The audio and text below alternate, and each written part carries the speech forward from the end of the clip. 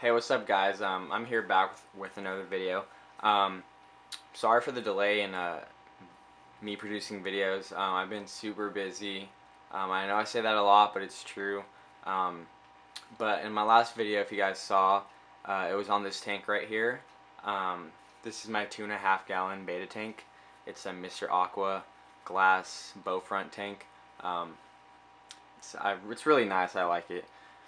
Um, but I have a new Betta in this tank. In my previous video when I filmed this tank, I had a red Betta, and that's my original Betta that I've had for 4.5 years now. I transferred him into a little tank in my living room. It's like a little 2 gallon tank, really nice. But I ended up getting a new fish for this tank. You can't see him right now. He's in the bottom right corner. He's coming out a little bit, but he is a white and red Betta. He's really nice. I like him a lot. So basically, I promised you guys this video, my last video, and I said I was going to make a complete video on how to set up a good quality, nice Betta tank. So let's start off. So first things first, in my opinion, I think you should have like between a 2 and 5 gallon tank if you want to have a Betta.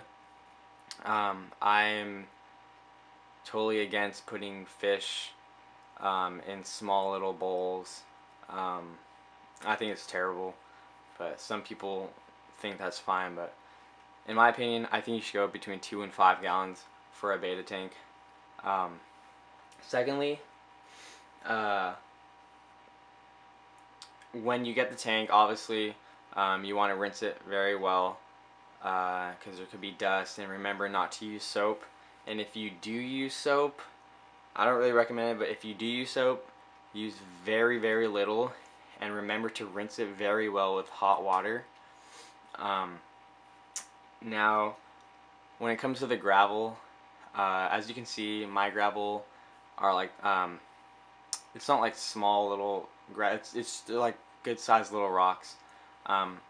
Here at my local fish store, they have these little bags of gravel, and this gravel is actually live gravel. And if you're familiar with saltwater reef tanks or anything, the sand's always called live sand, because like beneficial bacteria and things like that can grow in the gravel or sand depending on what you have. So my gravel, I got I think 2 or 3 bags for this tank. It's like a light tan brownish. I'm not sure if you can see in the video that well, because this camera can't pick up the lighting that good, but I got like 2 or 3. They're like small little bags, and actually the brand, I'm not sure what it is. I forgot the name, but it's this brand that makes products specifically for Betta fish. So that's really good that they do that, and if you guys can find it online or something, I highly recommend it. It's really great gravel. Same with the gravel, like I said with the tank. When you get the gravel, you really want to rinse it very well before you insert it in the tank. That's a must, because if you don't, and you end up setting up your tank, and then your water will get murky, and that's just, you don't want to go through that. So that's fine. You just want to rinse it. Also, I've seen Betta tanks with sand. There's freshwater aquarium sand that you can buy. I like gravel because it looks more natural, but that's just whatever you like. Secondly or thirdly or whatever, I don't even know what number I'm on, but what you want is plants for sure. So when you go out buying plants for Bettas, you can always go with real plants. I used to do real plants for Bettas a few years back, but I found it easier to get fake plants. One, because like if you get real plants, you're gonna have to take care of the plants, like CO2 and that kind of stuff. And for Bettas, like I think fake plants can work well, as long, you have to remember, as long as the plants are like safe for Bettas, because Bettas, as you can see, have like big wide fins, and they can easily get torn by the plants. So the plants that I have here, I have 3 plants. I have one in the right corner, one in the middle, one on the left.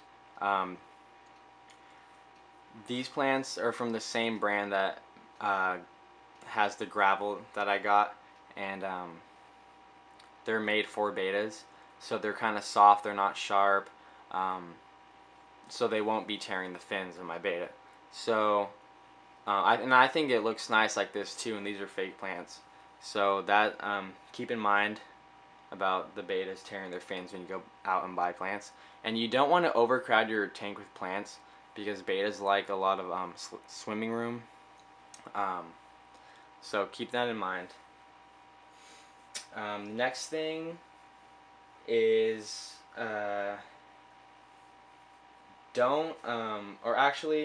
next thing is you can get driftwood or rocks for like a centerpiece in your tank. Like I have that long piece of driftwood that I found at a fish store here in my city.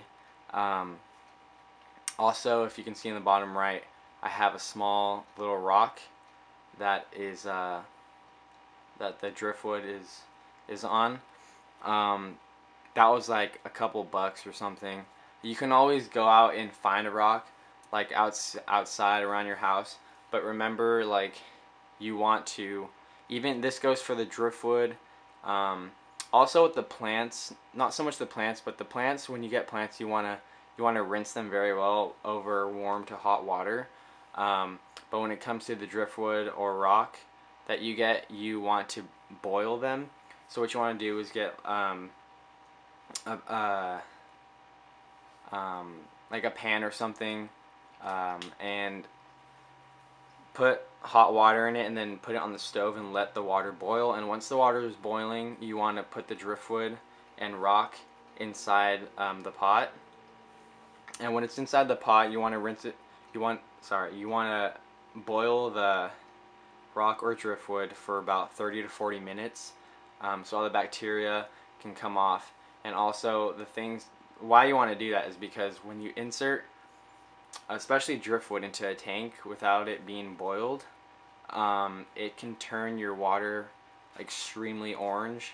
And I actually have a friend that did that, and it looks really bad, but that's what you want to do if you want clear water.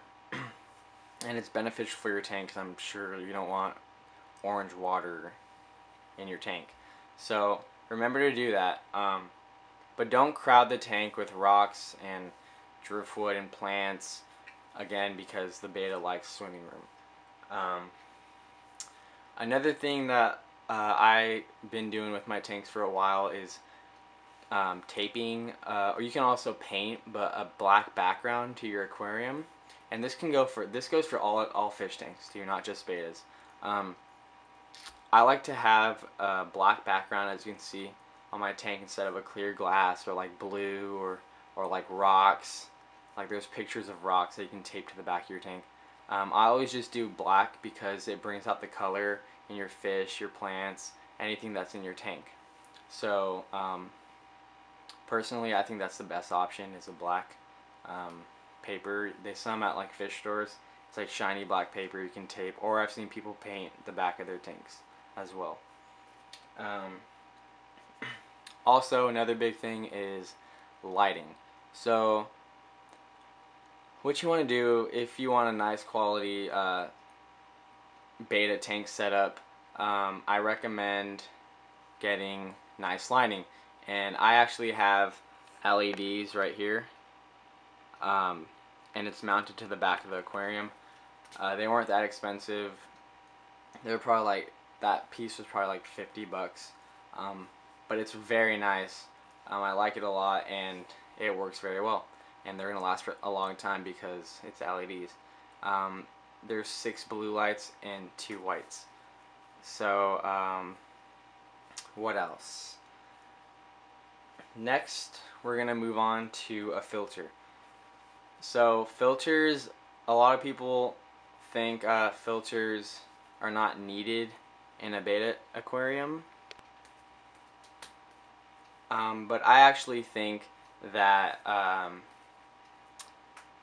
beta aquariums or small tanks need a somewhat of a filtration system, something going on in there, because I mean, unless you want to do water changes every few days or like once a week, um, then that's fine. But I think your beta would be happy to have some type of filtration going on in the system. This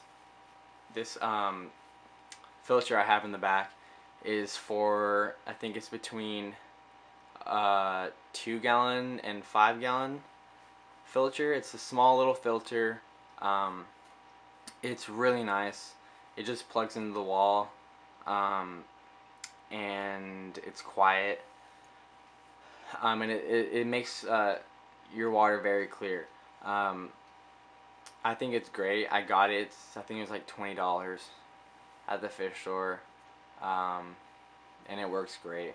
So I think a filter would work very well in a tank, just like any tank. I mean, it's up to you and how often you want to do water change and stuff, but it's easy just to have a filter.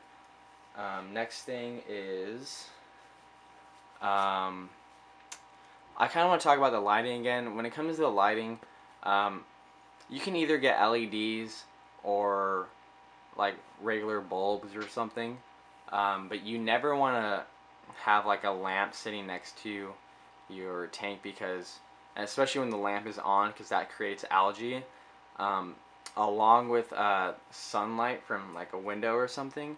You don't want to have your beta tank next to a window where light is constantly hitting the tank, because that creates a lot of algae. I've experienced this before.